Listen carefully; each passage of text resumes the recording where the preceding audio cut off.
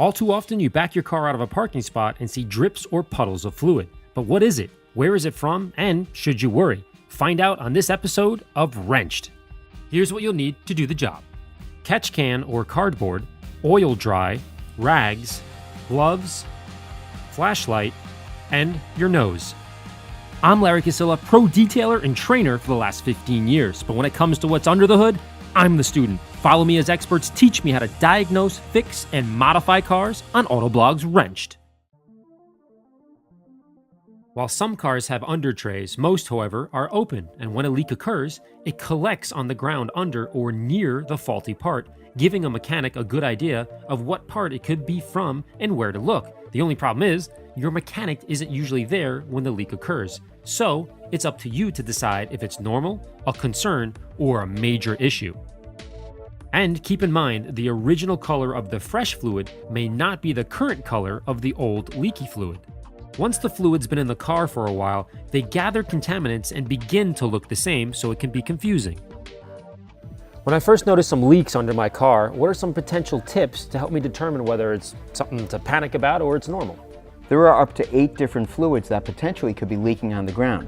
Depending on the fluid, that will really give us a clue as to where the leak is coming from. Clear water dripping from your engine is typically caused from condensation accumulating on your AC condenser on a hot day while blasting ice-cold air in your car. This, of course, is normal, and this type of sweating will evaporate quickly, especially on hot pavement. Washer fluid is typically light blue in color and has little to no scent. This type of drip is common immediately after refilling the washer fluid reservoir, as some may have spilled on the floor. If you haven't recently topped off the fluid, check the connections to the reservoir for leaks and that you've tightened down the cap. This is harmless and nothing to worry about. If the fluid is pink or reddish, it could be power steering fluid or transmission fluid, both of which need to be addressed quickly. If it smells like burnt oil, it may likely be power steering fluid, but be sure to use the dipstick to check the level. Having a low register on the stick may further indicate you have a power steering leak. If the leak is further back or towards the center of the car, it might be worth looking over the transmission for any obvious leaks as well. Transmission fluid smell is quite subjective. Some say burnt oil, rubbery, or even a mildew type smell. Regardless, it's time to visit a mechanic. Now, antifreeze, on the other hand, is usually a bright color like yellow, green, or orange. It has a low viscosity, similar to water, and has a sweet smell like syrup. This is very toxic and should be cleaned up immediately, or put a catch can or disposable tray under the leak. Check your reservoir to see if it's low, and your radiator hoses for any leaks. Keep in mind that you may need to get the fluid hot to expose the leak. If that's necessary, be careful not to burn yourself on any hot components.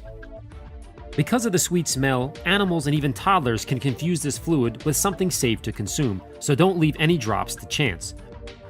Brake fluid leaks are pretty easy to spot because they're commonly found dripping on the inside of the rims, down the tire, and on the ground near the brakes. Brake fluid is clear and can become amber color over time. This is extremely corrosive and will eat through paint quickly, so be mindful to avoid transferring the fluid from your hands to the paint by mistake. Brake lines can wear out or get pinched or punctured over time, creating a soft or spongy pedal feel. Check your master cylinder and fill it up if it's low. Then visit your mechanic immediately, as this is a major concern. Oil is probably the most common leak as it has the most potential fail points on the engine. It's somewhat thick and greasy and amber to dark brown depending on its age.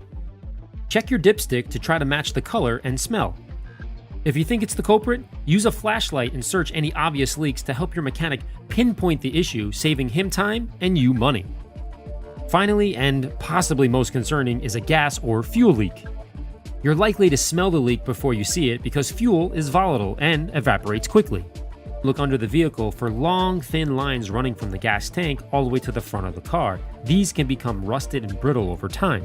Call your mechanic immediately and avoid leaving your car indoors overnight. For quick and easy cleanups, use kitty litter, sawdust, or oil dry absorption clays. Likewise, if the leak continues, you can lay cardboard, plastic drop cloth, or a pig mat to absorb the drips, but again, you need to get this addressed immediately from a professional mechanic. Quickly diagnosing which fluid is leaking from your car will help you determine what and where the leak is coming from, and if you need to seek a mechanic immediately or if there's no concern at all. For more how-to car repair videos, visit autoblog.com/wrenched. I'm Larry Casilla from AmmoNYC.com. As always, thanks for watching.